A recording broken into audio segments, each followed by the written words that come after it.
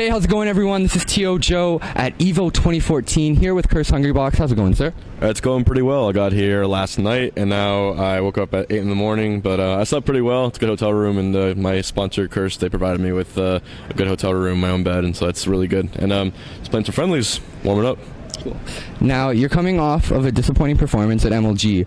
What are you thinking going into EVO? How's your mindset when it comes to playing the Five Gods? I mean, I'm pretty much a lot more inclined to do better this time around, because it's just like I recently had this like confidence boost of just like I can actually win this tournament, and then CEO kind of pumped me up too, because I beat MatchupKing there, and then I was able to finally kind of pick Armada in a certain way. So I think like I'm slowly adapting, and I can learn really, really quickly, because I only get so many chances to play these players, and like Mango, Armada, and MatchupKing, they travel everywhere, and I'm more like PPMD, where I can only go to so many tournaments because I have work schedule, I have other priorities to me. Like I couldn't go to Kings of Cali, for instance, and so I also don't watch many videos because I'm usually at work or doing my other things. So, I mean, you know, it does suck not being able to play as much as the top players, but like I think I have a good edge because I learn really, really quickly.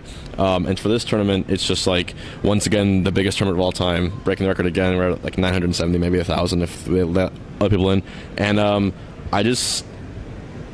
I think I can destroy like all foxes pretty much. I think I figured out what I used to do back in the day and incorporating some new strategies as well. So I'm always trying new things. And then other matchups, MLG for instance, I lost to Axe Pikachu, and that was just sort of, I can already tell you, like, I wasn't really playing bad. I was actually, you know, my tech skill was fine, but it was rather my attitude about it, which sort of led to my downfall. And so I learned from that, and it's fine. And I lost 3-2 to Mango. So the second time in a row, I've got him to game 5. So I'm feeling pretty good about the matchup. But Armada's Young Link. You know, there's a lot of things I have to figure out about that, but I think I have some tricks and some ideas what to do with it. Now, you recently got sponsored by Curse, and we're seeing Smash get huge interest in the esports world. What's your whole take on the recent growth of the Smash community? I mean, it's nothing but good stuff. You know, it's a community like this deserves to have like all those sponsors in there, because like we're such a unique and diverse community, and the fact that we were able to, like, as grassroots, as a community, like host our own events and do things all from the bottom. You know, make the pizza from scratch, so to speak. Like me in Florida, I used to there was no tournaments for a while, and I was like, well, even though I'm the best player in the state, doesn't mean I can't host tournaments. So I started hosting house tournaments. We call it WADO, What Are the Odds? And I must have hosted about like 30 or 40 of those tournaments the whole time, dude.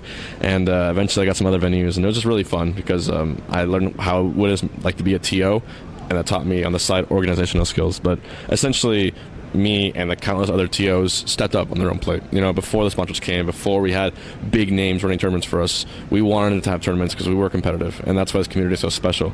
And so this is like kind of like reaping the reward, so to speak. It's like opening your presents at Christmas time. And so we're here. We made it, you know, and hope, you know, Smash 4 is coming out, but my prediction is, due to the nature of Smash 4, the game, from what I've seen, I think it's going to be a 2-year period of Smash 4, and then Melee is going to balance it out and maybe supersede it like it did with Brawl. So the community won't die ever. So, yeah, I want to talk about Smash 4. You were in the Smash Invitational. You made it all the way to the Grand Finals against Zero. Talk about your match and how it went to sudden death. What was going through your mind when it was in that last hit, last stock scenario? I mean, I was pretty scared going in, because it is essentially like a form of Brawl. There was no Meta Knight, thankfully, so there was Zero Suit, who I would already suspect is a pretty broken character. Any agile new character, Nintendo usually gives a good buff to.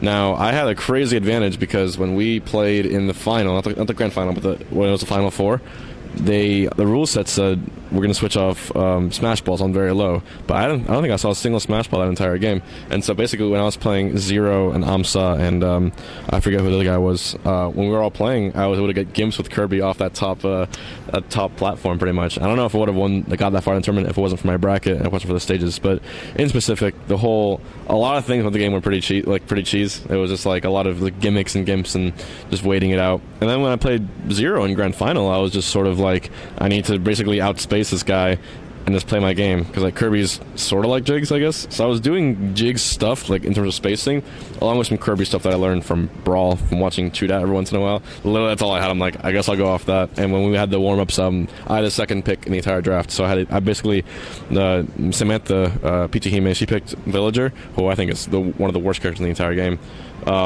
So then I had pretty much the entire cast picked from, and I went with Kirby. So Zero's is a really good player. I disliked the rule set. I disliked how that went, because, you know, they were all like, oh, our last one's going to be 4 stock, 8 minutes, Battlefield, just like you guys like it. And when they told me that, I'm like, just how we like it, so percent wins, right?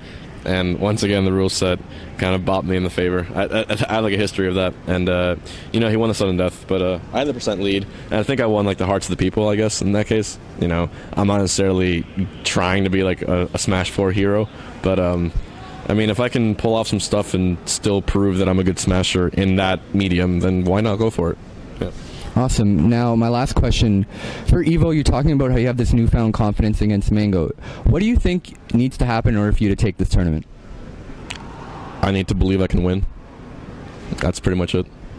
Very cool. Now, if people want to get in touch with you, where can they find you? They can find me at twitter.com/JuanTheFatty, facebook.com/JuanTheFatty, and youtube.com/JuanTheFatty. And I'm also on Reddit. I am Hungrybox. So I'll be on there pretty much. And thank you to all the guys who submitted pictures and images to the Draw the Hungrybox contest. I was like blown away. You guys are amazing drawers, and I'll make one of those my profile picture. So thank you very much. Oh, actually, it's fast.